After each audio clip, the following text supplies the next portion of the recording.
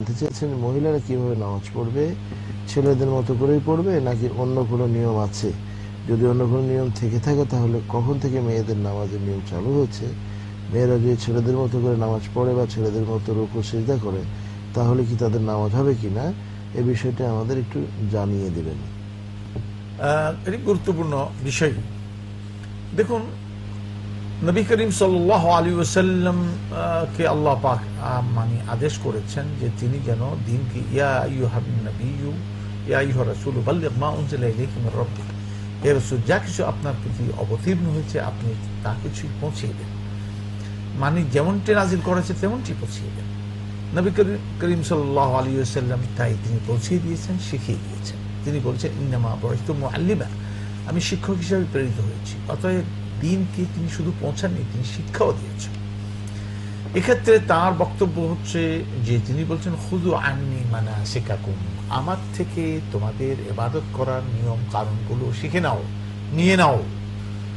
আল্লাহ পাক আবার অন্য আয়াতে বলছেন যে মা আতাকুমুর রাসূলু ফাখুযুহু ওয়া মা নাহাকুম আনহু ফান্তাহু, রাসূল যা কিছু তোমাদেরকে দিচ্ছেন তা তোমরা লও, আর যার থেকে তোমাদেরকে বারণ করছেন তার থেকে তোমরা নিবৃত্ত হয়ে যাও, তোমরা তার থেকে বিরত থাকো।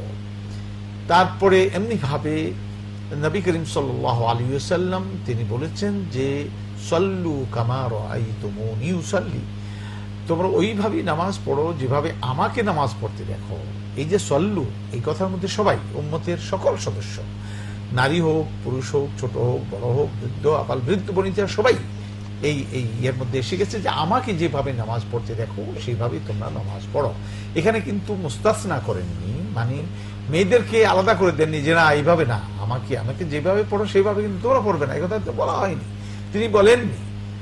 তারপরে বরং সাবধান বাণী উচ্চারণ করা হয়েছে আল কুরআনি ফালইহদারিল্লাযিনা ইউখালিফুনা আন আমরিহি আন তুসিবাহুম ফিতনাতুন আও ইউসিবাহুম আযাবুন আলীম, এই সমস্ত লোকেরা যেন সতর্ক হয় যারা নবীর আদেশ এবং তার তরিকা, তার হুকুম, তার সিস্টেম, তার সুন্নাহর খেলাফ যারা কাজ করে তারা যেন সতর্কিত হয়। কেন? আন তুসিবাহুম ফিতনাতুন, তাদেরকে কোনো বিপর্যয়ের মধ্যে তাদের পড়তে হবে, আও ইউসিবাহুম আযাবুন আলীম, অথবা কঠিন শাস্তি না তাদেরকে পেয়ে বসে। কাজেই এই যে আয়াতগুলো হাদিসগুলো আপনারা শুনলেন, এর দ্বারা পরিষ্কার হচ্ছে যে মেয়েদের জন্য আলাদা কোনো নামাজ নির্দেশ করা হয়নি সুন্নতের মধ্যে।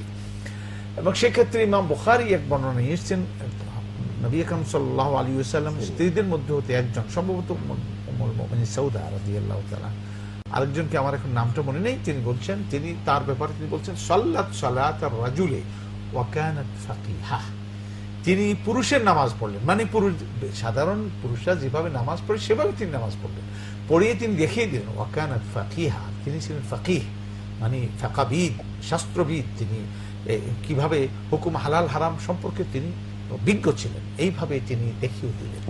কাজেই এই সমস্ত ইমাম বুখারীর এই বর্ণনা এবং ইমাম বুখারী বা সিয়াসতের হাদিসগুলোতে এই মেয়েদের আলাদা কোনো নামাজ তারা বয়ান করেননি।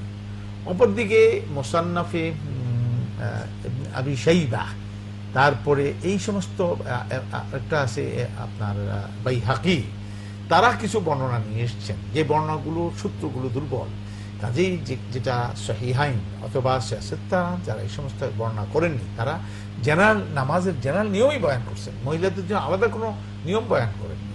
কাজেই আমরা মনে করি, আমি অন্তত ব্যক্তিগতভাবে মুতমাইন যে মহিলাদের জন্য আলাদা কোনো নামাজ নির্দেশ করা হয়নি, বরং নামাজের সিস্টেম একই, যা যেভাবে পুরুষ পড়বে সেভাবে মেয়েরাও পড়বে। আল্লাহ তাআলা আমাদেরকে বোঝার তৌফিক দান করুন।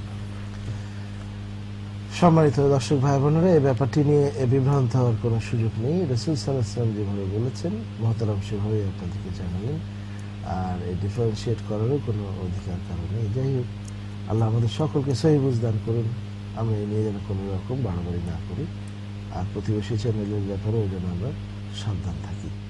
চলো ছোট